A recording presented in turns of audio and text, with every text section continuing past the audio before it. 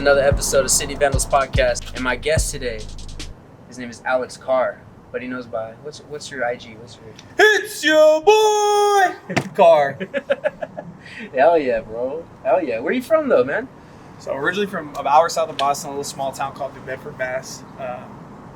Small little population, a little small town. No, but, dude, I saw you on the gram. That's like where everybody's probably seen you. But I seen you like with Yonex a few times, and I was like, dude, like this guy has so much fucking energy. Who is he? Where did he come from? And shit. And then all of a sudden I seen you cleaning his windows in the front of the shop. I'm like, hell yeah, they're cleaning the shop. It looks good and shit. And then Yonex said something about the Boston long stroke and shit. Because you just were doing that. Oh, that's why the girls love him, because he got that Boston long stroke. I was dying. I was like, this guy's funny. Yeah, Yonex is a cool ass dude, bro, and definitely one of the main entrepreneurs out here. You know, shout out Riders Bench, Freeway Flacco, Yonex Jones, and the whole box truck mafia and shit. And that's dope that like they just saw your hustle and they were just like, hey man, like what's up? But how did that come to be? Like, how did you know to like just gravitate towards like working with these guys? Yeah, it's been an interesting journey for sure. So kind of like started doing the music more seriously about 2 years ago. Was at one of my first ever shows, and then I found this little Pokemon card in a fence at Liquid Lounge. Kept it in there forever, didn't do nothing with it. Finally found Yonex's page. So he's got this open mic down in San Jose. I'm an up-and-coming artist, so I'm for sure trying to get some stage time. So I hit him up. He's like, it's good, come in, whatever, right? Hell so yeah. I cat off on him a couple times. San Jose's hella far. I'm up in Union City at the time. But finally I show up, and the moment I walked in the door, doors open, I see right through the backstage, I see Jan just looking at me. He got a plate of food in his hand. He just smiled, what's up, man? And off top, it was just like straight family-friendly vibes. Like he just makes everybody that he comes into contact with just feel like they're a part of it, even if they're not a part of it. So I myself saw the opportunity to become a part of something that was really dope. I mean, it's just him and his brother doing the open mic. And I'm like, man, this is sick. So I come back every Tuesday and start telling everybody about it. Bro, you got to come to this open mic. This shit's so sick. Because it's just like all different types of talent. You got comedy, you got jugglers, rappers, whatever. Anybody who can get up on the stage has a talent. We want to see it. So it's fucking sick. So growing up and in the military and just in my past life, I always learned in life, if you want to get something out of somebody, the best thing that you can do first is give them as much as possible. And if you can't give them money, you got to give them time or whatever the case may be. So I just became this supporter, this fan, right? I just was so enthralled by what was going on that I just wanted to be any kind of help to keep it pushing forward. And I don't even know how it happened, but at the end of the year, Noah had actually came up to me and was like, hey, do you want to help me co-host the next year? You can do the music and I'll do the comedy. I was like, for sure. So I think that was probably the focal point, the start of when I started to realize, like, okay, I need to be more involved with what's going on here. So I started hosting with the open mics and everything like that.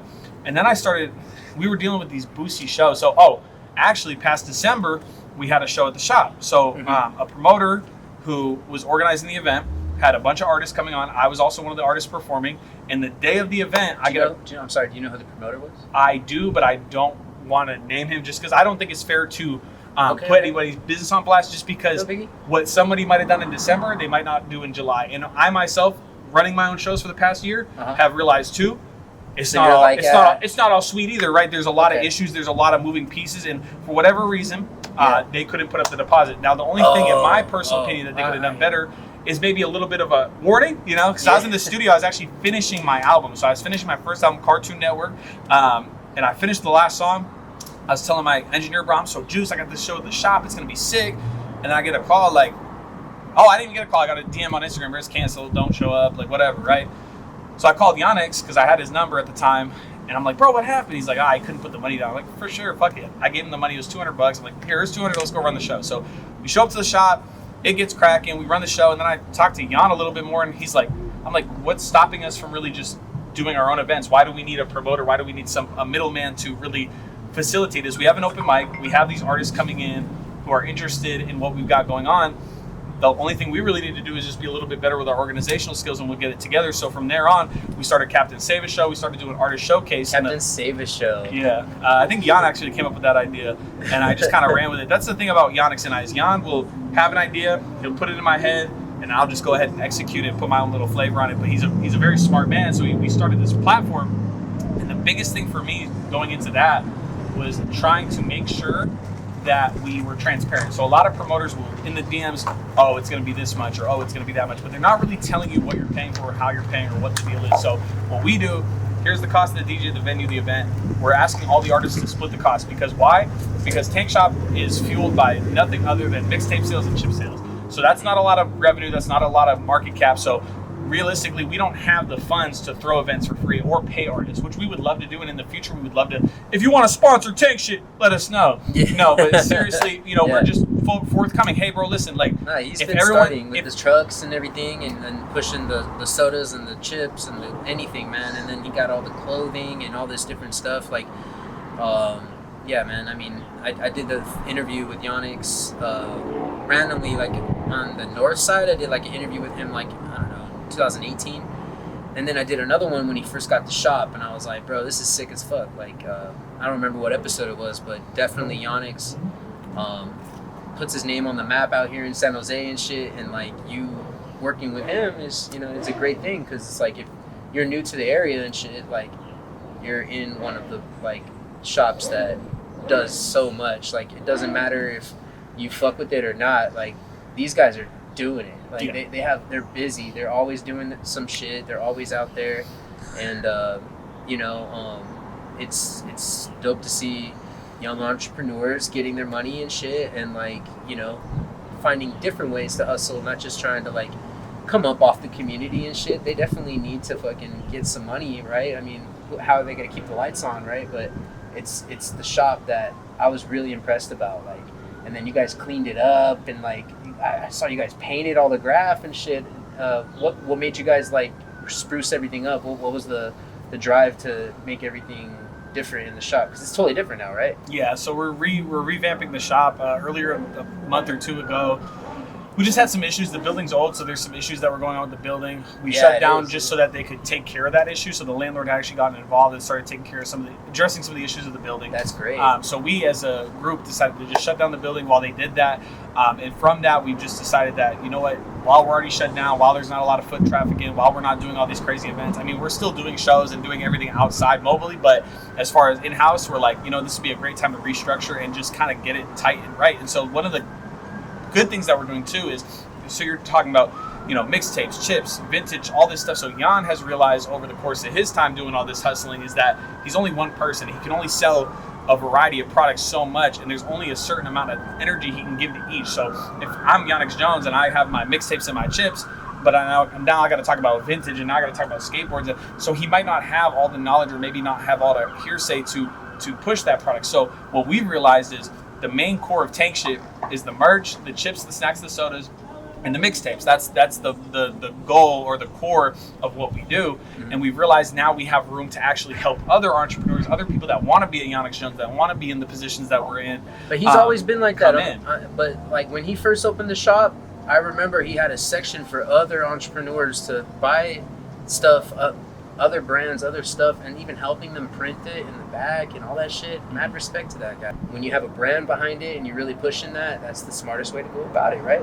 I mean, it's like Mac Dre with this. It's like, you know what I mean? It's like Tank Shit. Like, when you think of San Jose, you hear Tank Shit. You're gonna hear it. And like, it was cool. Like, he's definitely represented.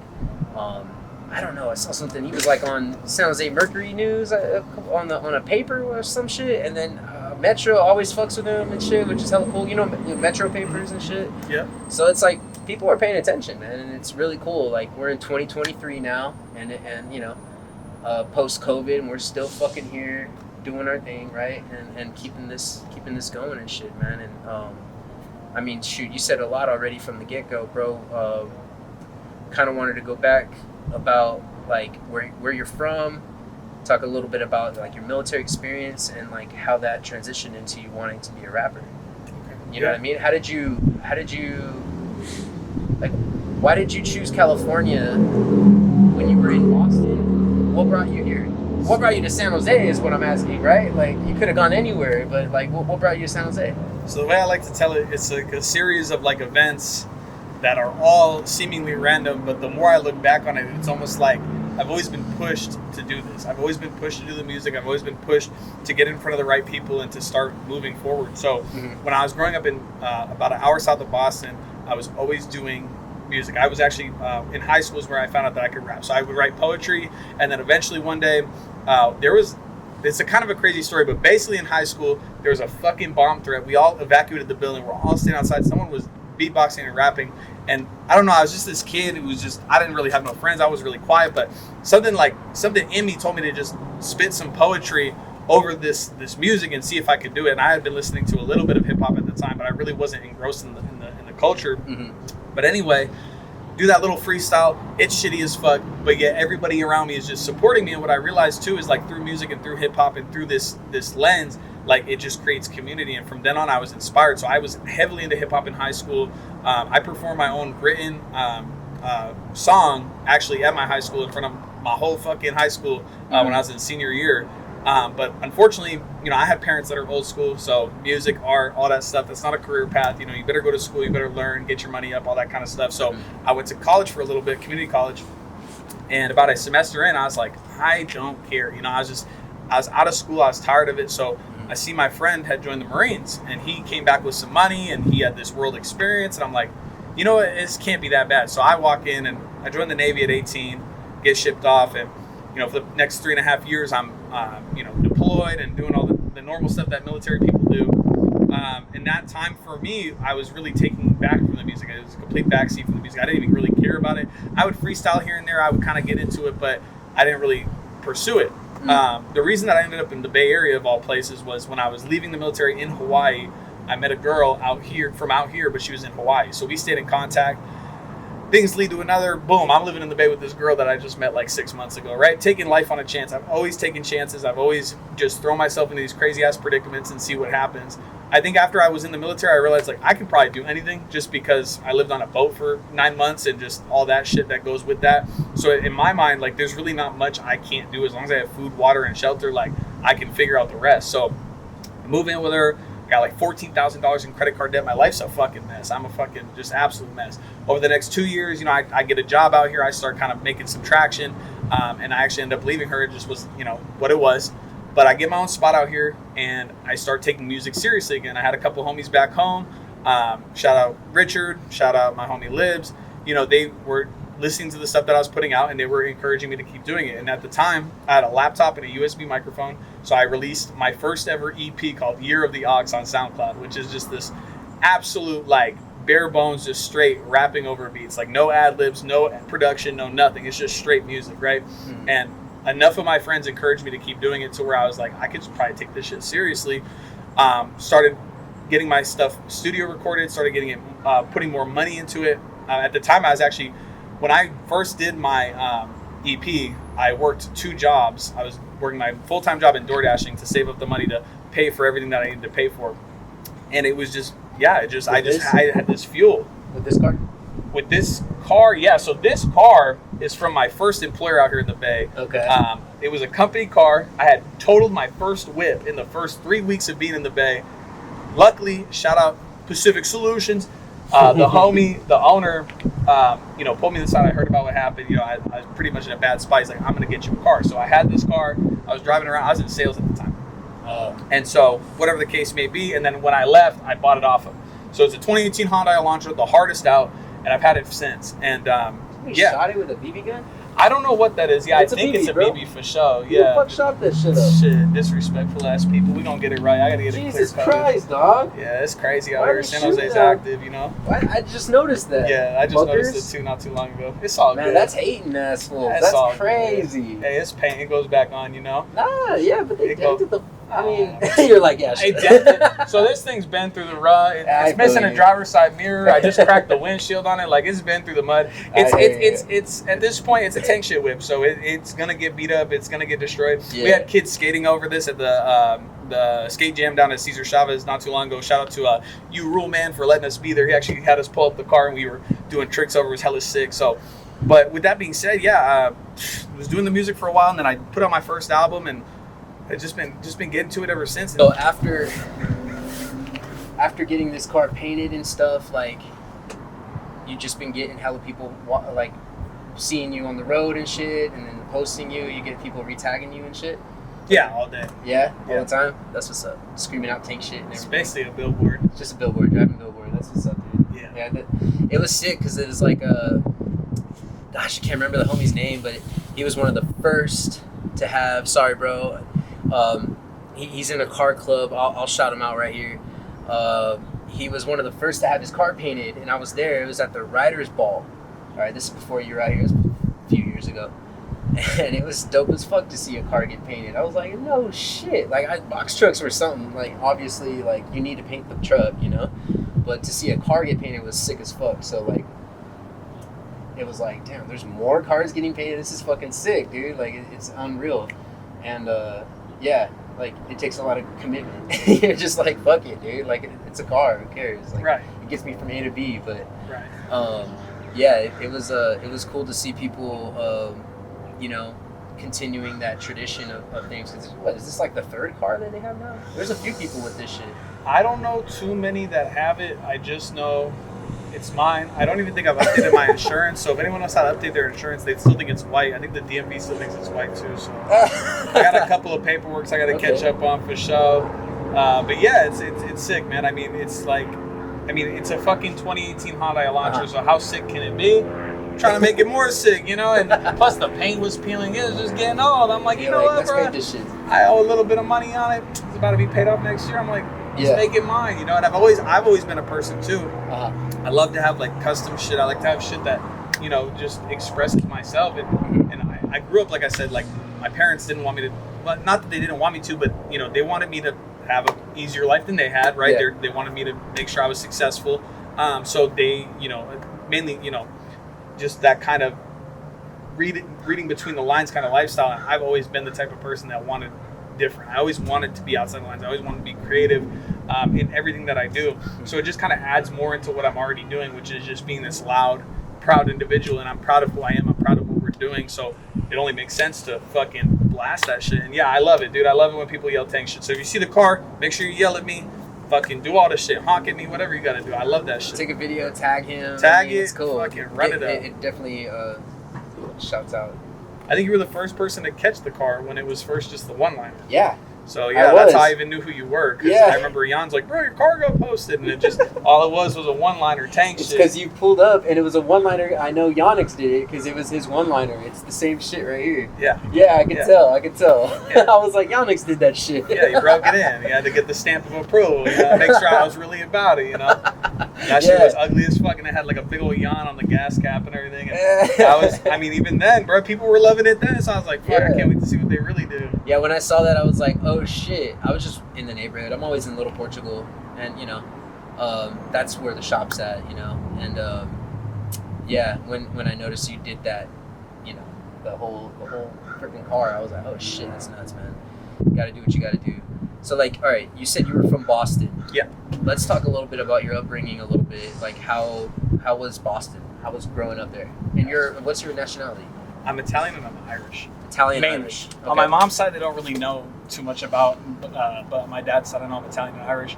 Could have some Portuguese in you, maybe? I'm not Portuguese, but I am Portuguese by association. I like to say I know a lot of Portuguese people. Yeah. Carne spit, malasada. I've had all the foods and been around a little bit of the culture. My friends have, you know, vovos and vovos and all that stuff. You said that right, too. I've been to a lot of living rooms where there's plastic on the furniture. So I know this shit. Yeah, I know this shit, bro. So, the room you can't touch. Yeah, bro, the display living room makes no sense, but they swear by it. They swear by it. So, hey, shit. Good shit, dude. It kind of crosses over. My Italian grandmother the same way, you know, keep really things nice. Know. Yeah, I have a clothing brand called Porta Cali Clothing, and you know, when I do sell stuff, it's going to like New Bedford. Is it New Bedford? New Bedford, yeah. Yeah, and then Fall River, Massachusetts. Shout out. So I'm from New Bedford. That's crazy that you. So, really? So I say Boston because it's easier for everybody, but I'm from New Bedford. No way. That's crazy that you even know what New Bedford is, and that's why I was telling you. I grew up around a lot of Portuguese, and that's where they're mainly at. Yeah. And I didn't know that. That's it. But I think the most population of Portuguese people are in that area. Fall River and New Bedford for sure. Shout out Fall River and New Bedford. That's sick that you sell clothes out there too? Yeah, of course. Damn, bro, if you got them clothes from this dude, make sure you post that shit, tag me in that shit. I want to see you rock that shit. That's cool. That's really sick. Yeah, that's sick. I don't know if you know that mural across the street. Shout out Always Hungry in Father Rico. Across the street from the shop, you know, the Little Portugal one? Yep. So that was my design I gave to Father Rico, and Father Rico blew it up and made it so much better, and he put flowers and fucking amazing job on that shit. So shout out them, man, for putting Little Portugal on the map. And the Dirty 30s, they're there, man. You know I've been around Yonex. You go, the Dirty 30s. Dirty, baby. It's 30 and Allen Brock. It goes down over here, bro. That's the first thing he told me. Carr, you're not in Kansas no more, bro. It's the 33rd and Allen Brock. It goes down right here. And then adding more people is definitely growing this group, and I mean, it's probably even improving all of the sounds, everybody's sound. For sure. You guys are all bouncing ideas off each other, right? So everything always gets better as a group. We as humans need each other to do what we do, and we get so caught up in this fucking it's me against the world. But in reality, bro, I've never looked at a successful person and thought that they did it on their own. There's no way it can be done. Yeah. It's just not going to happen. You need a team. You need somebody to have that other insight. And as an artist, 110%. I'm still learning how to really get into my flow and get that West Coast influence, because I'm so born and raised on the boom bap hip hop era of like just spitting facts over boom bap beats. But in reality, you got to get hypey to be on the West Coast and to grab people's attention and to have some good anthems. So being around all these different artists has helped me substantially increase the amount of art that I can put out and the variety of art that I can put out. Correct, sure. yeah. But share your knowledge with each other. And it doesn't matter if it's music or spray painting or what, man. Like, we should find a way to work together in some kind of way to boost each other up. And I mean, shit, if they're just a fucking toy, yeah, go over them, I get it. But if it's somebody that you consider having their own style and they're learning, it is, like, it's not bad to give a homie a little couple pointers here and there on how to do this and that, right? So like you said before, him being an entrepreneur, he kind of put that in you to be an entrepreneur yourself, right? Or how to raise a brand, how to start something and grow it, right? Yeah. Because your brand is Carr. All day. That's you. So you follow with Tank shit, you're with them, but like even if you broke away from that, you know what I mean? You would still have yourself, you know? So but you took something from them that you can always have and you can always twist and share with other people. So if you meet anybody coming up out here, talk to them, see what they can do, man. Always. I mean, you can always help somebody out, and they could be the next big rapper in San Jose, because we just need to keep on going, man. I mean, it's something that, like, it's a big fucking city out here, and it doesn't seem like it, but like yeah, there's a lot of fucking people out here, and if we got this shit cracking, man, I mean, it would definitely be like representing the Bay in a whole nother way. Yeah, I think mentorship is super key. I think every time I can attribute a success in my life, it's an older individual who's giving me game about what I could be doing better, whether that be music or my personal life. So I definitely agree. I think anybody out there who might be younger, might be, not sure what their next move is, my biggest recommendation is always be in a room of people that are ahead of you in life. You never want to be in the room of people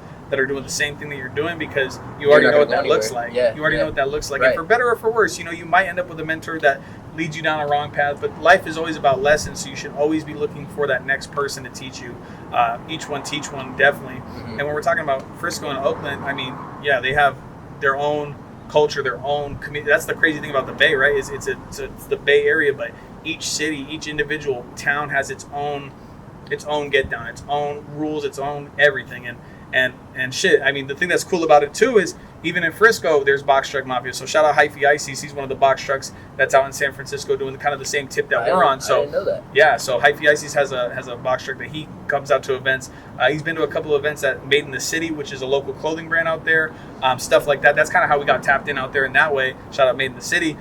So yeah, it's cool because even though everyone has their own get down too, I think with the stuff that we're doing too, it's inspiring others to get on the same wave and the same tip of like coming together. And we hopefully one day that Tank shit can be involved with everybody in the Bay, because that would be the ultimate goal. I mean, that would be fucking sick. And you guys can do that this year. I'm pretty damn sure. Yeah. So like, dude, do you have any like, I don't know about merch, but do you have like mixtapes? Do you have any like albums already printed or anything? Yes, sir. Let's see that, bro.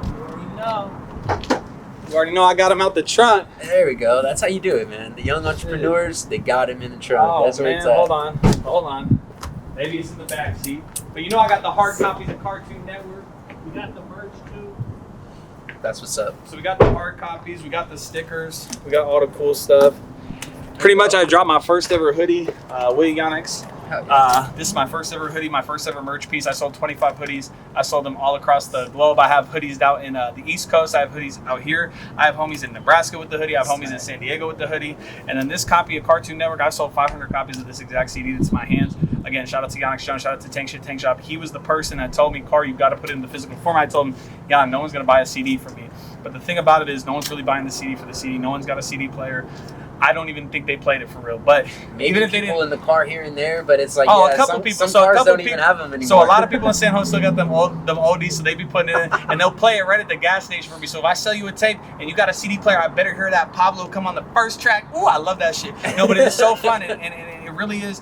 People will buy anything from you if you're a good person, if you show spirit, if you show energy, if you show them that what you're doing is trying to elevate yourself and be a better version of yourself. Right. Yeah, and it's been going ever since. We actually have the sticker of the car, so you can keep that with you. Oh, dude, thank you, That way you bro. have a little copy of that as well. That's bad. Here, might as well just give you the whole sticker you, pack. dude. So we got a bunch of different stickers coming out. I actually have shirts on the way too. Dude, T-shirts that'll say Tank Shit, and then I have the Cartoon Network on the back. And we're always working on merch. We're always working on new. Bro. Yeah, no worries. We're always working on new, Smart. different You got things. the QR codes. You gotta tap in with Jan. So Jan does all this stuff. So the CDs are from the Tank Shop, the stickers are from the Tank Shop, the merch is from the Tank Shop. You make stickers too? So we don't actually make anything in house at this time. Oh, we had because we just don't have the room for it. But we do But have. they did. We have people that we work with. Yeah, he had a press in the back. Right. We have people that we work with now. It kind of goes back to what we were talking about.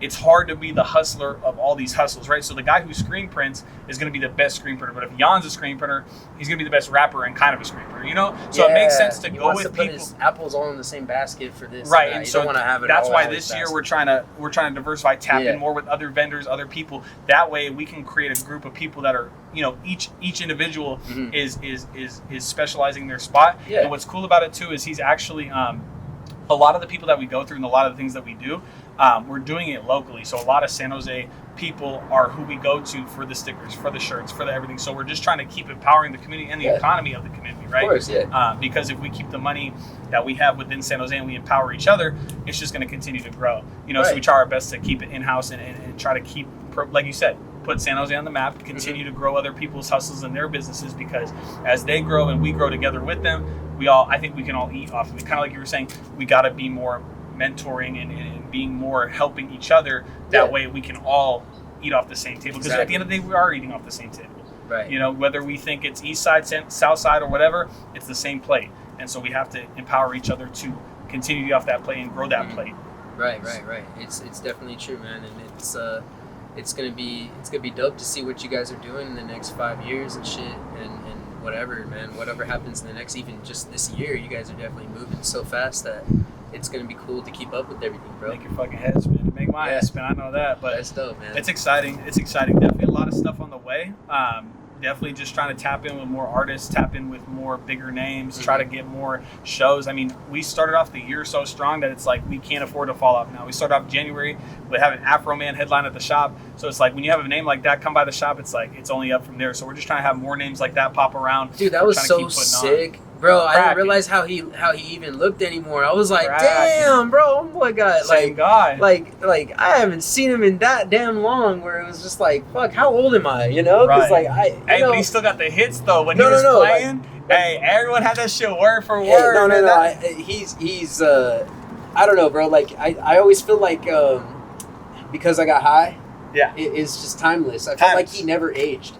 And when I saw him, I was like, damn, he's an OG now. Like, he was he looked like a damn pimp. He was fucking dressed. And he still don't even really look like he aged that much. Just got a little gray hair. I'm not saying he's old or anything, but when I saw a little bit of white hair, I was like, damn, dude, this is crazy. Like, I didn't even think, like, I didn't keep tabs on him. I didn't know what he was up to. I don't think anybody did, to be honest. And then when we seen him live, I was like, fuck. He's actually, what was sick is he's a dope-ass performer live, too. His whole set was sick. Shout out Afro Man. And yeah, super friendly. Shout out Afro Man. Thank you guys. That's incredible. Thank you again so much for coming to the shop. It was so sick. We have the photo in the Metro, actually, of us with Afro Man. Right. So that was sick, too. Metro. That kind of stuff was sick. I mean, that's the kind of stuff we want to do. We want to bring big names to San Jose and not to the clubs and not to the super expensive venues. We want to be able to make it accessible for people to, you know, be a part of the scene.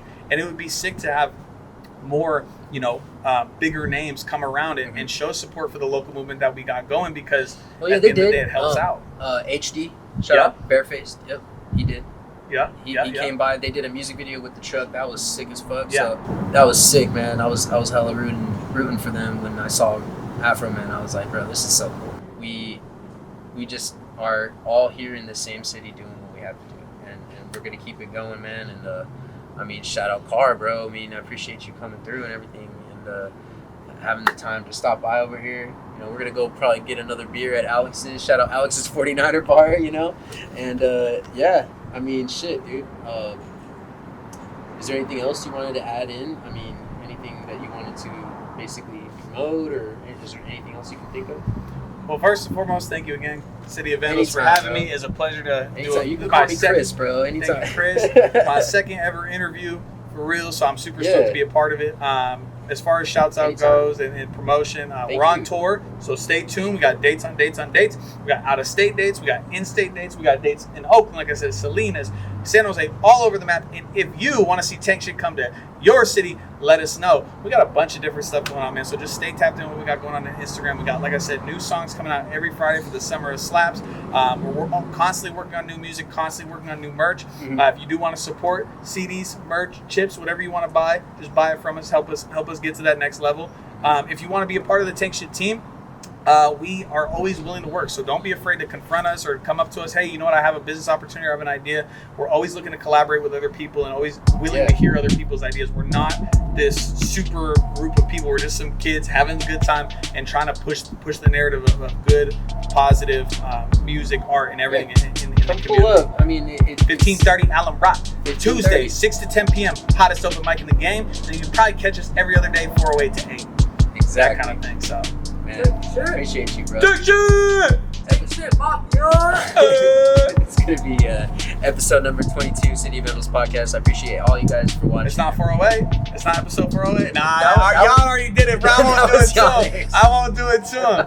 But when he showed me that shit was funny as fuck. That shit is episode 408. I was like, episode 5. He was like, no, it's episode 408. And I was like, all right, sorry, it's episode 408. 408, baby. Yeah, he's funny as fuck, man. I mean, low-key a damn comedian, bro. Like, he's hella funny. Yeah, it's always laughing. Good people, bro, for real. So let's just keep this going, man. And of course, you know, shout out Riders Bench, Freeway Flacco, the whole Block Street Mafia. And thank you guys for watching. Peace. Very cool. Don't make fun of me. You just got back.